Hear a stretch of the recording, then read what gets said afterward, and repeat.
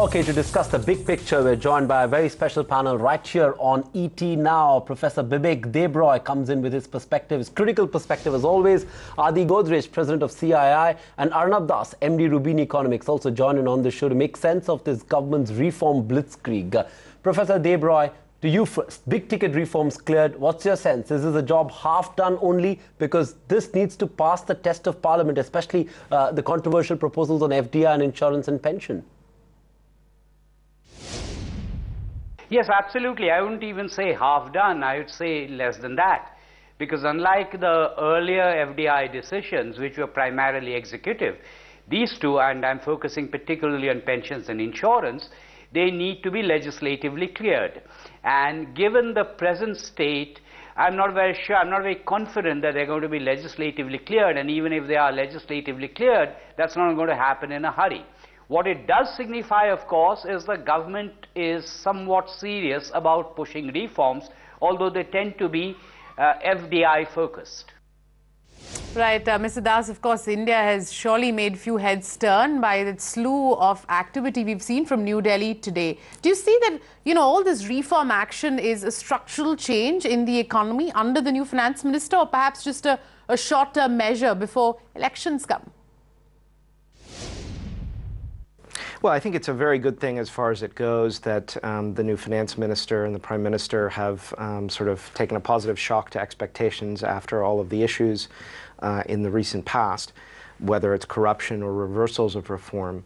So as far as that goes, it's a good thing. I think the jury is still out, however, on a variety of fronts, right? One is the political support within the coalition and the capacity to push this through over domestic popular opposition, these various kinds of reforms over time.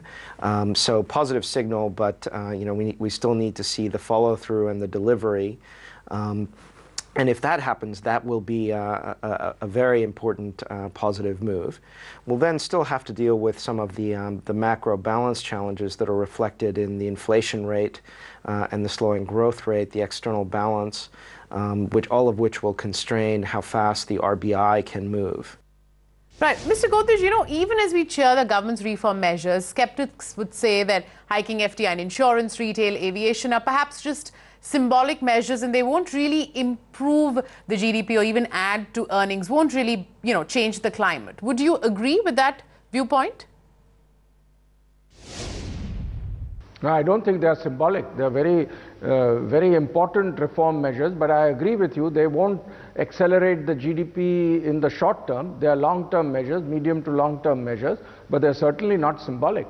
I think it's very important for India to reform. I don't know why political parties don't want to open up the Indian economy. We've seen that opening up, globalizing the Indian economy has always paid dividends. Our growth rates have been higher. And to my mind, this political opposition to some of these reforms is uncalled for. Right. Mr. Godrej, we'll keep it with you. What next then? We've seen a whole host of reform decisions over the last couple of weeks.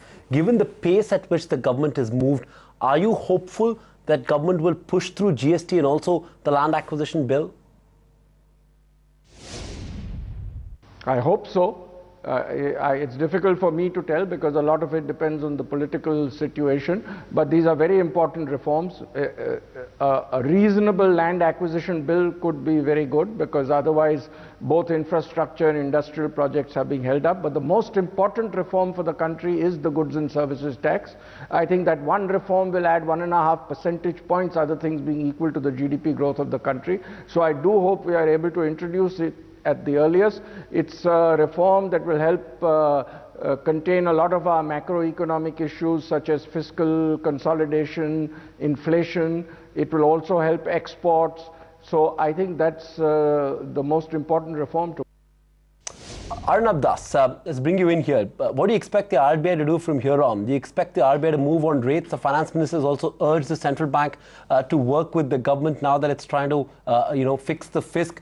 Do you think the RBI should now cut rates?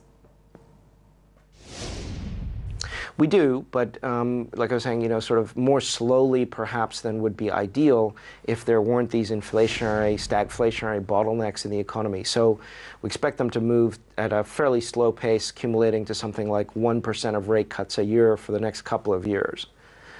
India needs more than that if it's going to try to reach the heady growth rates of the recent past. And I think the evidence is clear that those high growth rates, desirable as they might have been in terms of competition with India or some sort of domestic India, shining, incredible India sort of agenda, those very high growth rates are unattainable without high inflation and large external imbalances. So we think India, like the rest of the world, is going to have to get used to a slower growth path in order to keep things under a more stable economic equilibrium. Mr. Godrej, what do you expect will now kick-start the investment cycle? Low interest rates, stable policy regime, or incentives from the centre? What's the need of the hour, really? Well, all of what you mentioned. I think the interest rates are far too high. It is inhibiting investment. It is also inhibiting consumption of items which are financed, such as residential housing, autos, etc. So interest rates need to be reduced. In my mind, reducing interest rates will lead to lower inflation, because if you reduce interest rates, the rupee will appreciate because GDP growth will be enhanced. If the rupee appreciates, inflation will come down. So I think it's even contrary to inflation containment to keep interest rates very high. And I do hope the interest rates are reduced by 100 basis points within the next couple of months. Even as we address the big picture, gentlemen, I don't want to lose focus on what's happened today. One of the controversial decisions, of course, is the move to have mandatory corporates to park 2% of their profits for CSR activities. Professor Debroy, do you think that's a fair move? Oh yes, absolutely. I hate the expression CSR because I think one should not mix up CSR with philanthropy, which a lot of the corporate sector does. And this mandatory CSR business effectively, if you look at it somewhat uncharitably, is an admission of the fact that there are certain things that the government ought to be doing. The government is incapable of doing this, and therefore it's abdicating its responsibility. So all the CSR buzz, and certainly the mandatory element to CSR, I do not like at all. Right, Professor, of course, everything now really hinges on what happens in the winter session and, what sort of a turn we see all of this take in the parliament. The BJP, for one, is saying that they will block really the move as far as insurance is concerned. Will this be a political disaster, you think? At one level, this is, of course, expected. One had sort of expected that the BJP would oppose this.